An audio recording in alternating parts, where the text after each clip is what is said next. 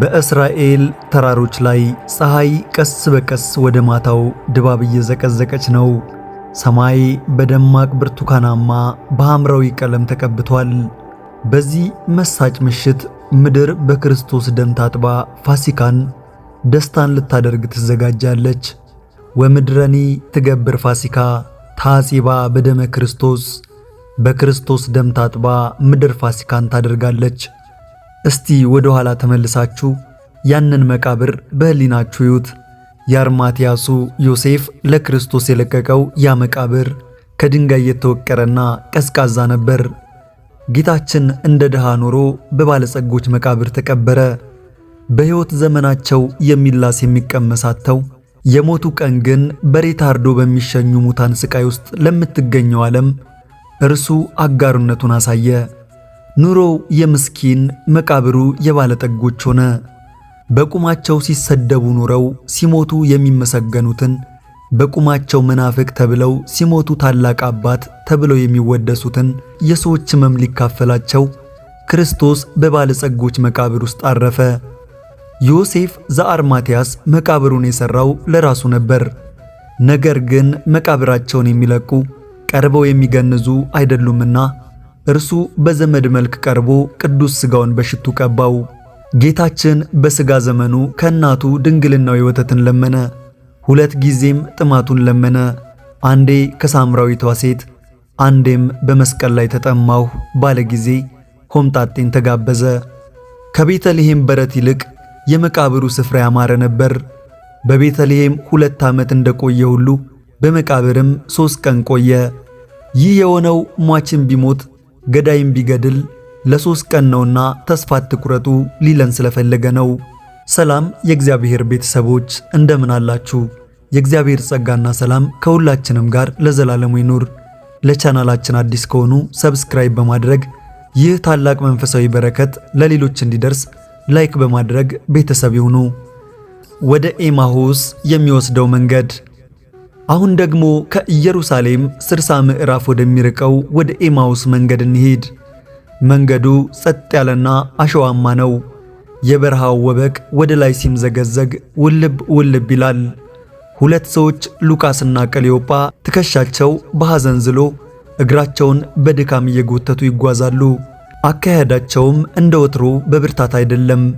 ቀስ እያሉ መሬት መሬቱን እያዩ በከባድ ትንፋሽ መካከላቸው ያለውን ሐዘን ይለዋወጣሉ። ሰማዩ በደመና ተሸፍኗል። አየሩ በሐዘን የከበደ ይመስላል። የዱር ወፎች ድምፃቸውን አጥፍተዋል። አልፎ አልፎ የሚሰማው የድንጋይ መገፋፋት ድምፅ ብቻ ነው። እነዚህ ሰዎች ከመነሻቸው ጀምሮ የመጡበትን ርቀት አላስተዋሉም። በልባቸው ያለው ጭንቀት ከበረሃው ግለት ይልቅ ያቃጥላቸዋል። የሚያወሩትም ስለ ሰሞኑ ግፍ ነው። እንዴት ደግ ሰው እንዲህ ይገደላል ይላሉ። እንዴት ፍርድ ይዛባል፣ ድሃስ እንዴት እንዲህ ይበደላል እያሉ በምሬት ይተነፍሳሉ። የፀሐዩን ግለት፣ የጉሮሮአቸውን መድረቅ፣ የረሃብና የድካሙን ስሜት ረስተውታል። ለ3 ዓመታት ያዩትን ያንን የተለየ ፍቅር፣ ቸርነትና ትሕትና እያሰቡ ልባቸው በናፍቆት ይቆስላል። ከአንደበቱ እንደ ማር የሚንጠባጠበው ያ የጣፈጠ ቃል ዛሬ በዝምታ ተተክቷል። ፍቅሩ እንደ ልክፍት ተጠናውቷቸዋል። ስለ እርሱ ከማሰብ ቅንጣት እንኳ አልቦዘኑም። ዓለም ክርስቶስን በመስቀሏ ስትሰቀል ለእነርሱ ግን ተስፋቸው አብሮ የተሰቀለ መስሏቸው ነበር። ሰባኪ ገድሎ ሰባኪ መናፈቅ፣ አፍቃሪን አደንዝዞ አፍቃሪ ማሰስ የዚች ዓለም ጠባይ ነው። ክርስቶስ ግን የሞተው በአብ ፈቃድ በራሱ ሥልጣን በነቢያት ትንቢት መሠረት እንደሆነ ገና አልተረዱም ነበር። የዳኛው የቀያፋ ግፍ፣ የሎሌው ምስክርነት ልባቸውን ሰውሮታል። 2ቱ መንገደኞች ሉቃስና ቀሌዮጳ ሐዘን በተጫነበት ትከሻቸው እየተሳቡ በድካም በዛለ ድምፃቸው ስለ መምህራቸው ሲያወሩ አንድ የማያውቁት 3ኛ ሰው ከበስተጀርባቸው መጥቶ ተቀላቀላቸው። የእርሱ አረማመድ ግን እንደነርሱ የዛለ ሳይሆን የረጋና ትርጉም ያለው ነበር። ማንም ሳይሰማው ልክ እንደ ነፋስ ሽውታ በመካከላቸው ቆመ። ፀሐይ ወደ መጥለቂያዋ እያዘቀዘቀች ሰማዩ በደማቅ ቀይ ቀለም ሲለበጥ ይህ እንግዳ ድንገት እንዲህ እየተወለጋችሁ ስትሄዱ እርስ በርሳችሁ የምትነጋገሯቸው እነዚህ ነገሮች ምንድናቸው ሲል ጠየቃቸው። በንግግሩ እጅጉን ተገርመው ቀሌዮጳ ቆም አለና በሐዘንና በግርምት የተሞሉ ዓይኖችን ቀና አድርጎ እንግዳውን ተመለከተው። አንተ በኢየሩሳሌም እንግዳ ሆነ ለብቻ ትኖራለህን? በእነዚህ ቀኖች በዚያ የሆነውን ነገር አታውቅምን? አለው። ድምፁ ውስጥ እንዴት ይህን ታላቅ ነገር አታውቅም የሚል ቅሬታ ይታይበታል። እንግዳው ግን ምንም እንዳልሰማ በመሆን ልባቸው እንዲፈስ መንገድ እየከፈተላቸው ይህ ነገር ምንድነው አላቸው።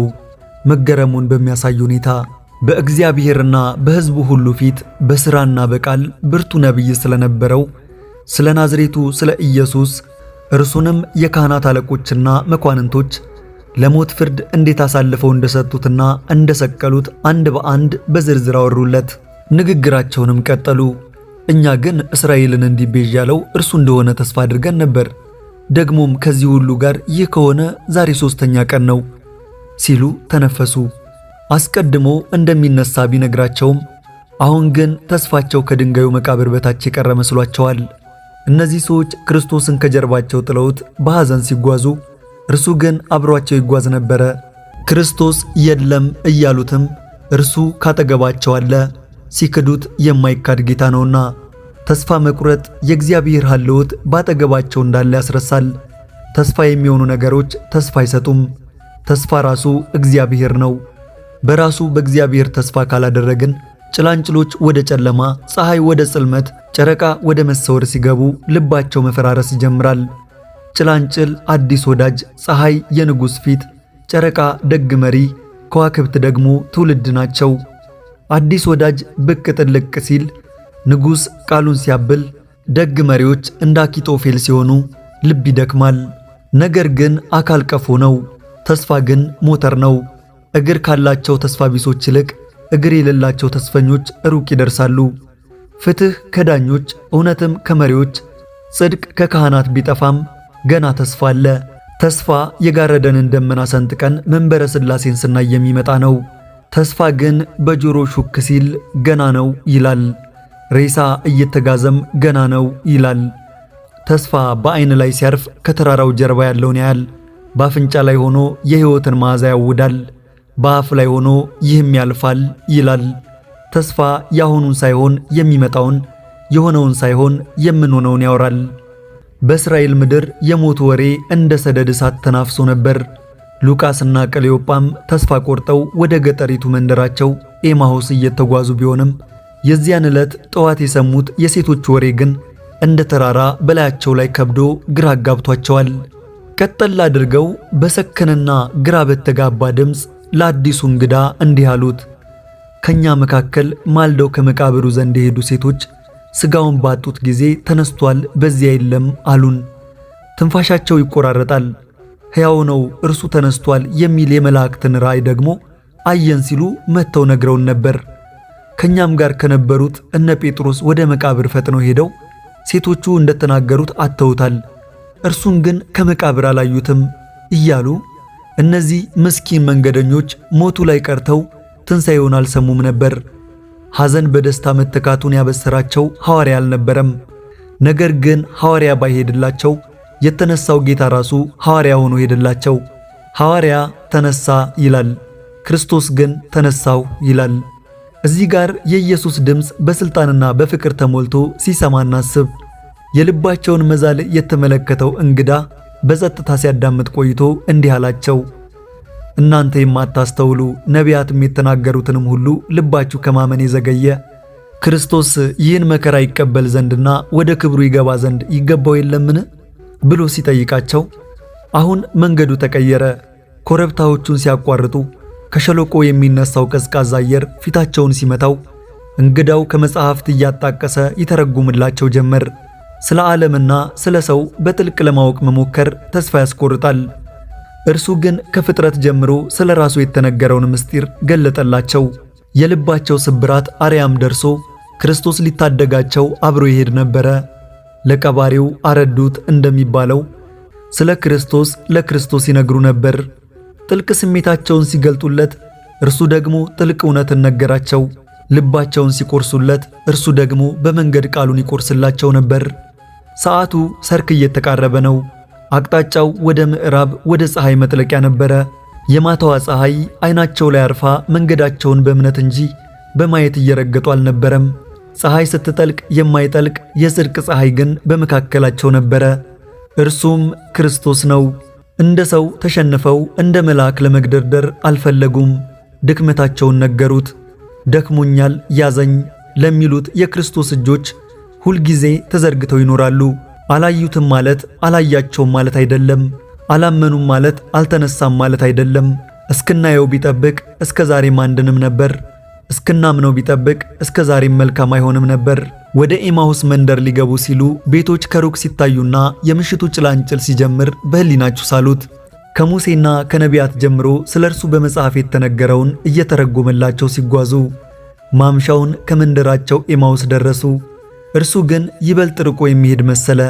ቃሉ ልባቸውን ስላቃጠለው ያን ጣፋጭ እንግዳ ሊለዩት አልፈለጉም። ማታ ቀርቧልና ቀኑም ሊመሽ ጀምሯልና እባክህ ከኛ ጋር እደር አሉት በሚማጸን ንግግር። የምሽቱ ነፋስ እየቀዘቀዘ ነው። የኤማሁስ ቤቶች ደጃፍ ላይ ሆነው ይማጸኑታል።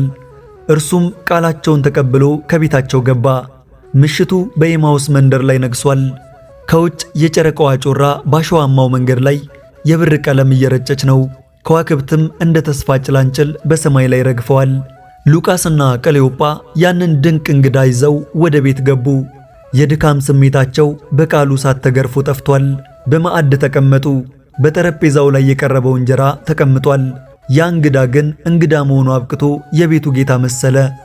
እንጀራውን በእጆቹ አነሳ፣ ወደ ሰማይ ቀና ብሎ ባረከው፣ ቆርሶም ሰጣቸው። በዚያች ቅጽበት ተከፍተው የማያዩ አይኖቻቸው በድንገት ተከፈቱ።